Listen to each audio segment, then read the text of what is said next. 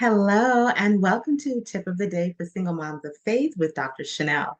I am Dr. Chanel Serano. I'm the published author of Co-Parenting with Christ, 9 Steps to Achieving Harmony.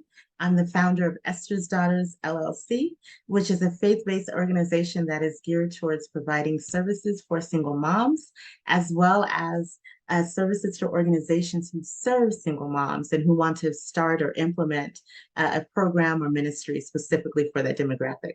I am a blogger for Doing Life with Christ. I also lead Single Moms Ministry, and I work in the health profession and have done so for 24 years. And so my background includes working with individuals with disabilities, psychiatric disabilities, all ages as well. And I currently serve in a leadership capacity. And lastly, and most importantly, I am mom to an almost 20-year-old college student, Isaiah. So I come to you today with a wealth of knowledge from my own personal experiences, but also from conducting my own research as well over the years. So today we are going to be talking about something that is very important, and it is called SMART goals. So how many of you have heard of SMART goals? So really, it is a fantastic tool to help to get you aligned as it pertains to developing and implementing short-term and long-term goals. I absolutely love this method. I live by it. I use this method when it came to purchasing my home several years ago. I use it and continue to use it regarding parenting and personal goals of mine, health goals, financial goals, academic goals from bachelor's, master's to doctorate, as well as my professional goals too. So, and my business goals as a founder for Esther's Daughters LLC. So I use this quite a bit. And wanted to share this with you. One of the questions that I get a lot is, Chanel, how are you able to achieve these goals? What does that look like? I don't even know where to begin.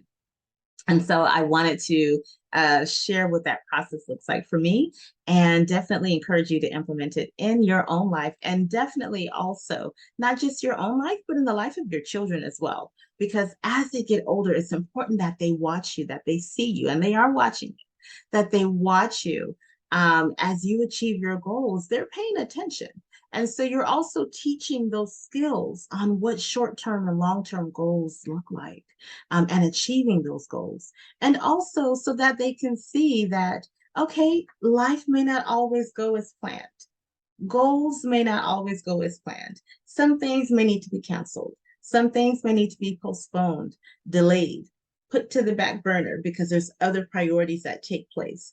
But that with that shifting, you can still achieve. And that is what this method is about. So I am going to share with you about SMART goals. I am not the creator of it, but I definitely use it quite a bit. So it is a blessing. So really, SMART goals, S-M-A-R-T, is an acronym. And I'm big on acronyms. And so the S, so if you have a pen or a pen and notebook, definitely take notes. So SMART, the S stands for specific. What does that mean? That means that you want to make your goals as specific as possible, as detailed as possible, not vague, right? We want to make it very detailed, to the point, concise, succinct, as much as possible, okay? So specific, that's number one. M stands for measurable, meaning that you want to make sure that your goal is measurable, that there's a level of frequency, that there's quantity related to it. May it be a time frame, okay, within this amount of time, within 3 months, or for instance, or even as it pertains to the goal itself. Let's say you want to lose weight. A very specific goal would be, I would like to lose weight. Okay. Now let's break that down even further. Let's make it measurable. I would like to lose 25 pounds. So specific, I want to lose weight And you can make it even more specific than that, but you want to make it measurable. So again, put a number on that. Okay, it needs to be frequency, quantity related to that. I want to lose 25 pounds, for instance. That is measurable. A, A stands for either attainable or achievable. Okay, meaning that you want to develop a goal that is going to be achievable. For instance, if you say, I want to lose 100 pounds by next week, that's not happening. Sorry to break it to you. Not happening, right? So that is what? That's not achievable. It's not attainable. It's not realistic, which is what the R stands for, right? It's not attainable. So you want to make sure that whatever goal that you are creating, that it is something that is achievable, okay? For you, for your lifestyle, for your circumstances, okay? The R stands for, some say realistic or relevant. You want to make sure that your goal is realistic. Again, going back to that goal of wanting to lose 100 pounds in 1 week, that's not being realistic, okay? Not only is it unhealthy, it's not happening. So it's not realistic. So you want to make sure that it is something that that makes sense, that's reasonable, okay? Given your situation, given where you are in this particular time and the goal that you're wanting to achieve, does it make sense to you? Is it realistic? And T is time specific. So you're wanting to put a time frame on it, okay? So an example, putting all of that together, again, S is specific, M is measurable, A is achievable or attainable, R is realistic or relevant, and T is time specific. So I want to lose 25 pounds within the next 6 weeks. So I put a time frame on it, right? So T is checked off.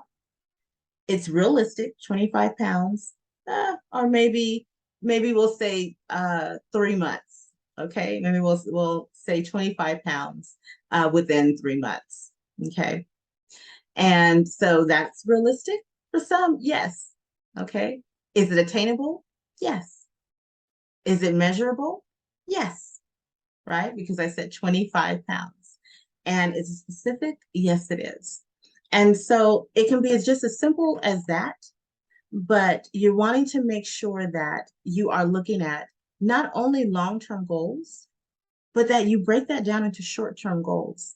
And it doesn't have to only be in one area. At the end of every year, towards in December, I usually go into a spiritual fast. And so my son will also join as well, and he will engage in a particular fasting of food or maybe sweets or an activity, whatever God lays on his heart and whatever God lays on my heart. And at the end, I go into prayer about asking God, what goals should I be working on for the upcoming year? And you can do this at the end of every year. You can do this at the end of any major milestone. You can do this at the end of the academic school year, maybe the end of the summer, right before you're getting ready to enter a new school year, as I mentioned, or even a new position, a new job, a new career, right? So really a great time to always reflect, engage in introspection, and really assess where you are at this moment and where you see yourself, right? Because it's important to have a vision, and it's important, most importantly, to have a God vision, okay? So I would encourage you to start evaluating where you are in life. Oftentimes we'll say, oh, I want to do this in 25 years, or by next year, I want this to happen. But then we're not putting the goals in place today to achieve those goals next year or in 5 years. If you're wanting to buy a house, what do I need to do now to prepare to buy a house? Because simply saying it and declaring it is not doing anything if you're not doing the work to make it happen and make it a reality. And bringing that to God and asking God, okay, God, is this what you would have me to do? Allow him to guide your steps, because God may have a whole different plan for you. And you have to be open to that and be obedient. Why? Because obedience is better than sacrifice. That's the word says, right? So look at your life right now. Assess where you are. Assess and identify what you're wanting to accomplish in the upcoming year, in the upcoming 5 years, 10 years, maybe 20 years, maybe upon retirement, whatever that looks like to you. And look at the different areas in your life. Maybe you want to develop goals as it pertains to parenting. Maybe you want to develop goals as it pertains to your studies, your academics, if you're a student. Maybe pertaining to your career and wanting this particular position that you see yourself doing, maybe within ministry or as an entrepreneur with your own business. So it's possible to have different set of goals for each area in your life. Some have a vision board. Okay. I don't necessarily have a vision board, but I have a board in my room that I write down all of my goals. So I don't necessarily pull out and cut out pictures and things. If that works for you, I encourage it. For me, I like to write them out per year and say, okay, this year I would like to have these goals achieved. And it's, of course, after spiritual fasting and praying, right? And okay, what are my goals? What are my goals in the next 5 years? My goals in the next 10 years. That includes real estate. That includes where I want the business to go. These type of things. How I can be a blessing to Isaiah as he gets older and paying off his schooling, etc. So looking at that, assessing where you want to be and being in alignment with God regarding those goals.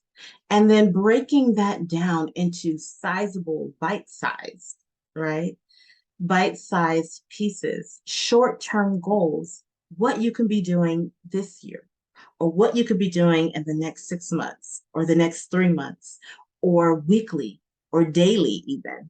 What can you be doing now to achieve those long-term goals? Okay, I hope this is helpful. And again, not only for you, but I encourage you to also do this exercise with your kids as well, because it's important that they understand it's not about instant gratification. We live in a world of instant gratification. Hard work, strong work ethic, right? And staying focused, persevering, and knowing that it's okay when things don't fit our plan and work out just perfectly as we think, right? Sometimes things may need to be postponed and delayed, but there's always a God reason behind it. So you need to receive that. All right. So I hope this was helpful for you. Have an amazing day. Stay blessed. And if you're on the West Coast, stay cool and hydrated. And remember that parenting is not a destination. It is a journey. God bless you. And I will see you next time. Bye for now.